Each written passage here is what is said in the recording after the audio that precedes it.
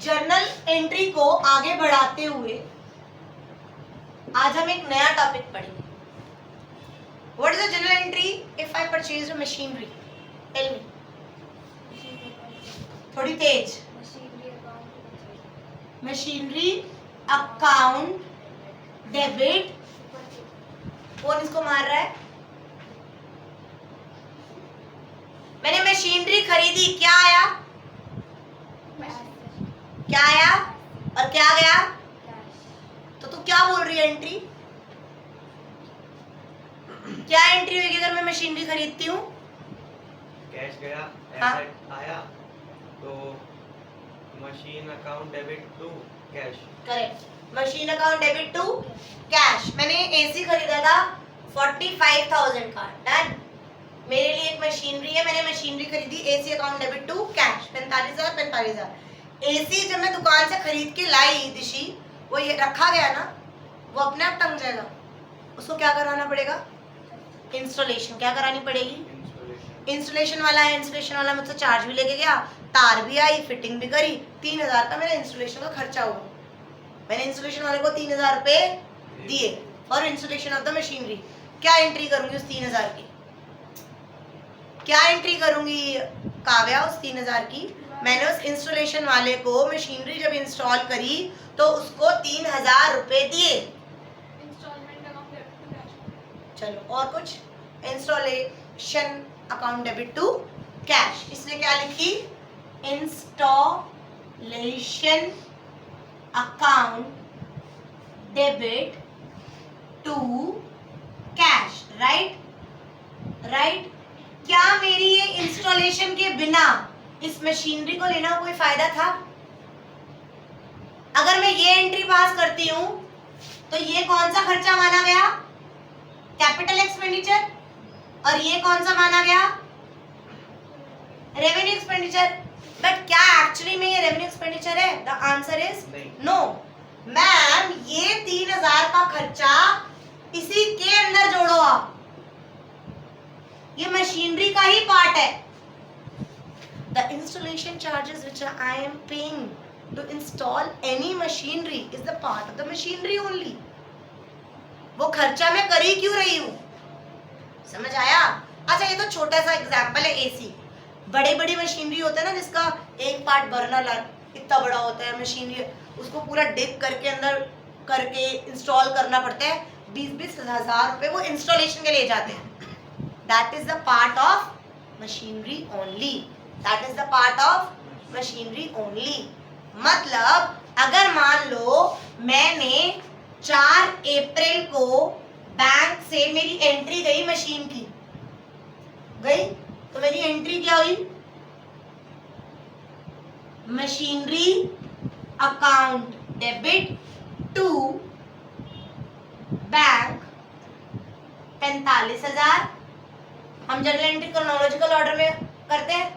फिर मैंने ना मशीनरी एसी आया, रखा गया, 4 या 5 दिन में थी नहीं, 2-3 दिन बाद इंस्टॉलर आया, 10 अप्रैल को आया। 10 अप्रैल को वो 3,000 मुझसे क्या लेके गया? इंस्टॉलेशन के कैश लेके गया। तो एंट्री क्या होगी? Machinery account debit to cash 3,000। Narration में क्या लिखूंगी? Being installation charges paid for the installation of the machinery. समझ आया? जो हम इंस्टॉलेशन का चार्ज पे कर रहे हैं that is the part of machinery only. अब एक और एग्जांपल दो। एसी है, एसी कोई कंटिन्यू करते हैं, एसी लिया, ये एंट्री करी, इंस्टॉलेशन कराइए। अगले साल ना मुझे 1 साल हो गया, उसके बाद मुझे क्या करानी पड़ती है? एसी की सर्विस करानी पड़ती है। उसके लिए मैंने 850 रुपए दिए। अब जो 850 की एंट्री होगी यश, वो मैं क्या लिखूं? किसको डेबिट करूं? क्या डेबिट टू कैश? 850 किसको डेबिट करूं? करेक्ट। अब मैं मशीनरी को डेबिट, मशीनरी थोड़ी ना बड़ी मेरी, अब मेरा रिपेयर हुआ, ठीक है, ये अब रेवेन्यू एक्सपेंडिचर है, ये अब सॉर्टेड। समझ आया? पक्का? अच्छा एक और एग्जांपल लेते हैं। मैंने एक सेकंड हैंड एसी लिया 20,000, ठीक है, नहीं, एक बार सेकंड हैंड पे नहीं, इसी पे आते हैं। मान लो वो एसी 5-6 साल से चल रहा था और 6 साल के बाद उसका कंप्रेसर या कुछ खराब हो गया और वो खराब हो गई, उसके ऊपर मैंने 8,000 खर्चा करा उसका कंप्रेसर या गैस डलवाने में, तब किसको डेबिट करूं? तब भी मैम रिपेयर को ही डेबिट होगा, मशीनरी डेबिट।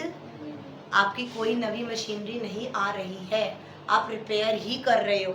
जब एक नई time at the time of the purchase of the machinery, जब आप उस पर कोई खर्चा कर रहे हो तो वो मशीनरी का पार्ट बनता है। लेटर ऑन आप जितना भी खर्चा कर रहे हो वो मशीनरी का पार्ट नहीं होता है, वो रेवेन्यू एक्सपेंडिचर है, रिपेयर्स में ही आएगा। डन। एक और, बिल्डिंग। मैंने एक बिल्डिंग खरीदी 15 करोड़ की, उसको ठीक 15 करोड़ मैंने खरीदी, मैंने बिल्डिंग खरीद ली, मेरी एंट्री क्या होगी? मेरी बिल्डिंग खरीदने की एंट्री क्या होगी? Building account debit to bank या cash whatsoever 15 crore. Done.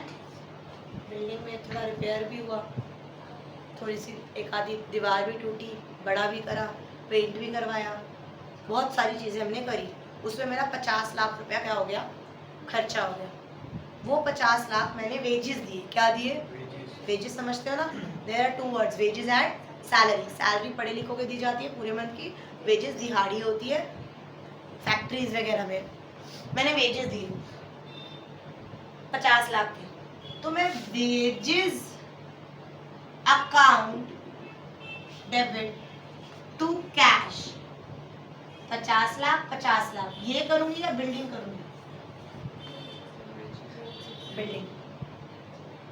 I will write down building account debit to cash. Why? Ma'am तूने 15 करोड़ का खरीद लिया, वो रहने लायक था, तेरे को उसको रेडी नया नया है ना। मेरे फादर ने आज घर खरीदा, ठीक है, 1 करोड़ 20 लाख का, बट उसके ऊपर 15 लाख रुपए लगेंगे क्योंकि वो पुराना घर है, राइट? वो पुराना घर है, उसको रेडी टू यूज करने में 15 लाख लगेंगे। तो हम क्या कहेंगे, हमें घर कितने का पड़ा? 1 करोड़ 35 लाख लग हो गया। 4 साल बाद पापा ने उस पर 10 लाख और लगा दिए, हम बिल्डिंग की वैल्यू बढ़ाएंगे नहीं, वो 1 करोड़ 35 लाख का ही रहेगा। समझ आया? समझ आया?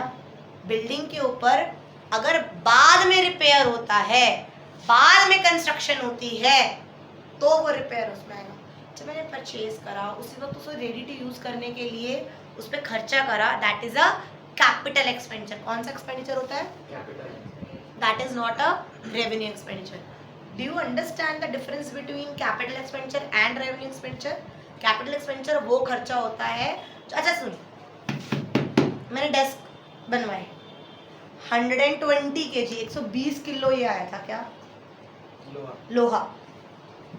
पोडियम पे जो पोडियम पूरा लोहे का बना, उस पे कारपेट बिछा हुआ है, राइट? तब मैंने पोडियम, मेरे बुक्स ऑफ अकाउंट में पोडियम है ना, तब पोडियम पे जो उसका खर्चा हुआ, लोहे का खर्चा हुआ, लेबर का खर्चा हुआ, पेस्टिंग का खर्चा हुआ, कारपेट का, वो सब टोटल करके एक पोडियम ही तो बनेगा ना, तो उसे मैं पोडियम लिखूंगी। अगर लेटर ऑन मान ले वो कारपेट फट जाता है और मैं कारपेट दोबारा ऐड करती हूँ उसके ऊपर, तो वो रिपेयर कहलाया जाएगा। क्या कहलाया जाएगा? रिपेयर। समझ आया? अगर उसी वक्त मेरा कारपेट लगाते लगाते खराब हो जाता और मुझे दोबारा लाना पड़ता और दोबारा करता, तो वो पोडियम के अंडर ही आता, जब मेरा रेडी टू यूज करने के लिए मैं यूज कर रही हूँ। समझ आया? पक्का? मेरा समझाने का मतलब क्या है, इस पे टॉपिक क्या है? Expenditure on installation of machinery and on construction of building.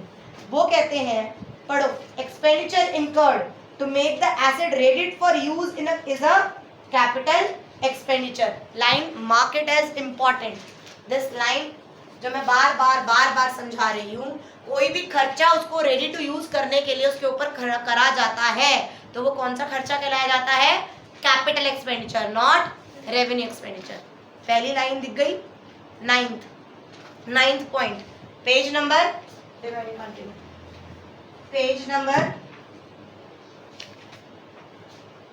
8.37, expenditure on installation of machinery and construction of building. Right. उसका 9th पॉइंट है कि कोई भी खर्चा अगर कैपिटल एक्सपेंडिचर माना जाएगा अगर उसे हम रेडी टू यूज करेंगे। 9th पॉइंट है बेटा, 9th पॉइंट। डन। दिशीज को भी पेज नंबर बताओ। डन, समझ आया। अगर हम बाद में करते हैं तो वो किस में आएगा? रिपेयर्स में। किस में आएगा? समझ आ गया? पक्का, सॉर्टेड। पहले इसके क्वेश्चंस करते हैं, then we will do more इसी टॉपिक के बाद जो 9 टॉपिक है हमारा expenditure on installation of machinery, इसके बाद एक इलस्ट्रेशन 15 है वो निकाल लो। Purchase building, right. Journalise the following transaction in the books of Gopal 2025 first में। Purchase building and issued cheque. समझ आ गया? मिल गया बच्चा? हाँ मिल गया। चलो पहली क्या लिखी है? परचेज बिल्डिंग कितने की खरीदी? 15 लाख की। और किससे चेक से पे करा? तो मैं एंट्री क्या करूंगी? 1 मई को मैं एंट्री क्या करूंगी कि मेरी बिल्डिंग आई, बिल्डिंग बढ़ी और बैंक घटा। बिल्डिंग आई तो डेबिट और बैंक क्रेडिट, राइट। तो एंट्री क्या बनेगी? Building account debit to bank 15 lakh. Next entry purchase machinery from Remson Chandigarh और क्रेडिट। मैंने मशीनरी खरीदी उस पे, किस पे? उधार पे। मशीनरी अकाउंट डेबिट टू किससे खरीदी है? रेमसन चंडीगढ़। रेम REMSO। कितने की? 2 lakh. Next bought furniture from Hind traders Delhi for cash. Cash से फर्नीचर खरीदा तो क्या एंट्री होगी? Furniture account to cash account. Furniture account debit to cash account कितना? 10,000। Next Bought computers from HP Limited, Noida, UP and amount paid by interest transfer। क्या बोला? Computer किससे खरीदा? कैश से खरीदा, उधारी पे खरीदा? Amount paid by internet transfer। हाँ, बैंक से। कितना? 50 lakh. Next Paid in cash for installation of machinery। मैंने जो मशीनरी खरीदी थी उसके इंस्टॉलेशन के लिए मैंने कैश में पे करा तो क्या एंट्री करूंगी? Machinery account debit to cash. कितना? 2500। Next Brick, cement, etc. for 1,50,000 and timber for 2 lakh purchase for the renovation of building। Payment was made by check। ये जो बिल्डिंग थी 15 लाख की खरीदी थी, उसके लिए ईट, सीमेंट, कुछ खरीदा, टिम्बर, लकड़ी, ये सब खरीदा उसको बनाने के लिए, कंस्ट्रक्ट करने के लिए। तो construction account debit to bank, cash नहीं करूंगी। क्या एंट्री होगी? बिल्डिंग। क्या एंट्री होगी? किस में पे करे मैंने? Cheque. Building account debit to bank account. कितना? बिल्डिंग का 1,50,000 और टिम्बर का 2 लाख। 3,50,000। टिम्बर का काम तो नहीं कर रहा है? दिखाइए, टिम्बर का काम तो नहीं कर रहा था। ब्रिक, सीमेंट 3.5 आएगा, राइट। अच्छा एक बात बताते, चलो इसी क्वेश्चन में एक ऐड कर देते हैं। टिम्बर समझते हो क्या होता है? वो लकड़ी का ही काम करता था। क्या करता था? और उस लकड़ी से उसने क्या बनवाया? फर्नीचर। क्या बनवाया? वो लकड़ी उसके लिए क्या थी? क्या थी? स्टॉक को क्या कहते हैं? गुड्स को क्या कहते हैं? जब हम परचेज करें तो क्या कहते हैं? परचेज। टिम्बर ला रखी थी, परचेज कर रखी थी ना। वो परचेज है तो सेल में कन्वर्ट होती तो हम सेल कर देते हैं, बट वो परचेज सेल में कन्वर्ट ना होके फर्नीचर कन्वर्ट हो गई, फर्नीचर बना लिया उसका। तो एंट्री क्या होगी? क्या? क्यों? ऑफिस का फर्नीचर बनवाया है, ऑफिस में फर्नीचर बढ़ा, एसेट बढ़ा ना, furniture account debit to purchase. दोबारा बताती हूँ, मैं टिम्बर का काम करती हूँ, मेरा काम ही लकड़ी का है, बहुत बड़ा शोरूम है, शोरूम में मुझे 4 सोफे भी चाहिए, मैंने उसी लकड़ी से सोफे बनवा लिए, मेरा फर्नीचर बढ़ा, 1 लाख का फर्नीचर बढ़ा, तो मैं कह रही हूँ यार मेरा फर्नीचर तो बढ़ रहा है, फर्नीचर अकाउंट डेबिट 1 लाख, ना कैश जा रहा है, ना बैंक जा रहा है, ना उधारी है, मेरा खुद का माल क्या हो रहा है, कम, मेरा खुद का माल क्या हो गया, तो क्या हो गया, परचेज अकाउंट 1 लाख। हमने कल की क्लास में पढ़े थे ना कि परचेजेस कब कब क्रेडिट होती है, हम सैंपल दे दें, हम चैरिटी कर दें, हम एडवर्टीजमेंट कर दें, loss by fire, loss by theft, अगर मैं खुद का अपना उसी सामान का एसेट बना लूं, समझ आया, श्योर, पक्का। इलस्ट्रेशन 15 डन, समझ आई। अब इसी की मिलती जुलती, अच्छा 15 के बाद पीछे चले जाओ, back exercise, back exercise, back exercise 9th question, back exercise 9th question, पढ़ते जाना, मुझे बताते जाना। बैक एक्सरसाइज 9th क्वेश्चन क्या है, पढ़ियो, पहली एंट्री क्या है, paid repairing charges on existing machinery. Underline the word existing. Underline the word existing. Illustration 9. New book illustration 9. हाँ, यस, कौन कौन दिमाग लगाएगा, मैंने क्या करा है दिव्यांश, जो मशीनरी पहले से थी उसी पे किया है, उसी पे रिपेयर करा है, कोई पहले की मशीनरी थी खरीद के नहीं लाई, मैंने रिपेयर्स करी है, खराब हो गई होगी तो क्या एंट्री होगी, करेक्ट, क्या होगी, क्या एंट्री होगी, repair account debit to cash से पे कर रहा है, पक्का, कितना, तो कैश कितना, 1000 गाइस, कोई एग्जिस्टिंग मशीनरी थी, नवी मशीनरी नहीं थी, कोई एग्जिस्टिंग मशीनरी थी, इसलिए मैंने रिपेयर टू कैश करा, that is revenue expenditure, not capital expenditure. Next, next पढ़ो, एक नई मशीनरी खरीदी, क्या एंट्री होगी, मशीनरी टू कितना है, 42,500। Next, freight, paid freight and carriage, cottage होगा, कैरेज क्या लिखा है, कितना,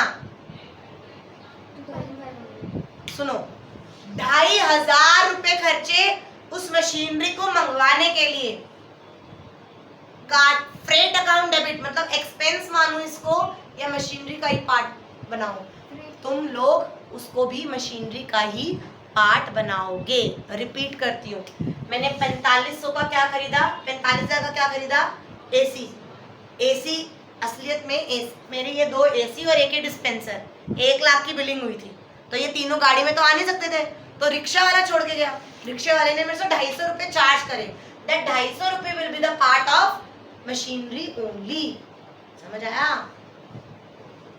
अगर मैं कुल मिला के वो मशीनरी को खरीदने में, उसको लाने में, इसको रेडी टू यूज करने में जितना भी खर्चा हुआ हो नवी मशीन को, वो सारा किसका पार्ट बनता है, मशीनरी का। तो इसमें क्या लिखा हुआ है, पेड, क्या एंट्री है, क्या वर्ड है, paid freight and carriage on machinery, मैंने किराया 2,500 का क्या भरा, किराया, तो that will be the part of machinery account debit to cash, 2,500, 2,500। Are you getting my point, आपको लॉजिक समझ आ रहा है, कब मशीनरी होगा, कब काटे, अगर यहाँ पर कोई नॉर्मल सामान लाते तो हम वो काटेज अकाउंट डेबिट या freight account debit to cash करते, उसे हम एक्सपेंस मानते, किराया। तो वर्ड बताए थे ना 3, काटेज, फ्रेट, कैरेज। नेक्स्ट क्या है, मैंने अब इंस्टॉलेशन पे करी, चार्जेस ऑन इंस्टॉलेशन पे करे मैंने 5,000, तो एंट्री क्या होगी, सेम, मशीनरी टू कैश। क्या होगी? Machinery to Cash. Cash 5000। Next entry क्या है Divyansh? Purchase second hand machinery. मैंने अब सेकेंड हैंड मशीनरी खरीदी, फिर मशीनरी आई, मशीनरी टू कैश। उसके लिए सेकेंड है, मेरे लिए तो नवी है। सेकेंड हैंड है तो क्या है, मेरे लिए तो नवी है। उस सेकेंड हैंड मशीनरी पे जो भी खर्चा करूंगी वो सब किसका पार्ट होगा? मशीन। समझ आ गया? तो सेकेंड हैंड मशीनरी का भी एंट्री क्या होगी? Machinery account debit to cash 18,000। अब उसके ऊपर का रिपेयर खर्च रही हूँ 2,500। अब रिपेयर नहीं आएगा, अब क्या आएगा? Machinery to cash 2,500। लॉजिक समझ आया? हाँ। लॉजिक समझ आया? पक्का 100%। अब मेरी बात सुनो, अब एक नई टॉपिक करते हैं। मुझे टाइम बताओ। आई विल 11 22 8 मिनट है। I will have one new entry, opening entry. Topic निकालो। ओ चलो बढ़िया, मैंने इरेज कर दिया। फटाफट करो ये एंट्रीज पास करो। What you mean by opening entry? एक बात बताओ, मान लो मेरा ये साल चल रहा है 1 अप्रैल 2024, तो ये साल खत्म कब होगा? 31 मार्च 2025। इस दिन की कोई बैलेंस शीट बनेगी। अंत में हम बैलेंस शीट बनाते हैं। बैलेंस शीट में हम क्या करते हैं? Assets is equal to liability. Liability also include capital, right? ये टोटल आ जाता है, ये इक्वल आ जाते हैं। जो आज ये बैलेंस शीट क्लोजिंग है, जो ये नवा साल शुरू होगा 1/4/2025 से 31 मार्च 2026, ये नए साल पे ये क्लोजिंग जो एसेट्स हैं, क्लोजिंग लायबिलिटी है, क्या इस साल के ओपनिंग नहीं बनेगा? बनेगा ना, कैरी ऑन होगा ना ये। मान ले यहाँ पर मैं कह रही हूँ मेरा कैश, इस साल कैश मेरा 10 लाख था, बैंक में मेरा 40 लाख था, मशीनरी मेरी 60 लाख थी। ये जो अंत की है, the closing balances of the previous year are the opening balances of the next year. Is I am right? तो when we have this balance sheet और द और all the assets and liability are become the opening entry for the next year. Opening entry for the next year. For example, इसी question को हम continue करते हैं। इसके अंदर मेरे पास ना क्रेडिटर्स थे 2 लाख के, मेरे पास आउटस्टैंडिंग सैलरी थी 1 लाख की, 1 करोड़, मेरे पास बैंक लोन था 50 लाख का, और मेरे पास कैपिटल थी 57 लाख। 1 करोड़ 10 लाख। डन? क्या मुझे कोई ओपनिंग एंट्री बता सकता है? ये बैलेंस शीट तो बन गई ना। अब मुझे 1/4/2025 को ओपनिंग एंट्री करनी है, तो मैं क्या करूंगी? एसेट्स को क्या कर दूंगी? एसेट्स को क्या करूंगी? एसेट्स का नेचर क्या होता है? तो एसेट्स को क्या करूंगी? डेबिट। और लायबिलिटी को क्या करूंगी? क्रेडिट। और क्या बनाऊंगी? Opening entry. कैश क्या हो रहा है? Cash account debit 10 lakh, bank account debit 40 lakh, machinery account debit 60 lakh. To liabilities को क्या करूंगी? Credit. To creditors 2 lakh, creditors account 2 lakh. To outstanding salary account 1 lakh. To capital account, to bank loan account, to bank loan account 50 lakh. To capital account 57 lakh. 1 crore 10 lakh, 1 crore 10 lakh. This is known as opening entry. जो हमारी last year की balance sheet थी, वो इस साल में opening entry करके फिर अपनी जर्नल एंट्री स्टार्ट करूंगी। व्हाट इफ तुम्हें जितने भी एसेट्स दे रखे हो और लायबिलिटी दे रखे हो, ये बैलेंस शीट ना देके क्वेश्चन में एसेट्स और लायबिलिटी दे रखे हो और कैपिटल ना दे रखी हो, तो एसेट्स डेबिट कर दिए और लायबिलिटी क्रेडिट कर दी, क्या ये बैलेंस हो रहा है? नहीं। तो the balancing figure will going to be come by, जो हमारा अकाउंटिंग क्वेश्चन होता है ना, assets is equal to liability plus capital लगाते थे, तो एसेट्स प्लस लायबिलिटी कैपिटल आ जाएगी, तो कैपिटल बैलेंसिंग फिगर आ जाएगी, माइनस कर देना कि ये 1 करोड़ 10 लाख है, ये 53 लाख है, तो 57 लाख हमारा क्या आ गया? कैपिटल। 57 लाख क्या आ गया? कैपिटल। समझ आया? अब देखो इसी क्वेश्चन में इलस्ट्रेशन 17 देखो, कैश इन हैंड 6000 है, कैश इन बैंक 25,600 है, स्टॉक 9000 है, मशीनरी 45,000 है, फर्नीचर 18,000 है, डेटर 1 डेटर 20,500 है, नीरज डेटर 26,000 है। सारे एसेट्स हैं, सबको डेबिट डेबिट डेबिट डेबिट कर देंगे।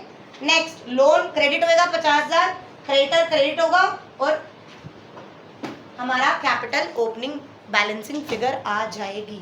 This is known as opening entry. समझ आया?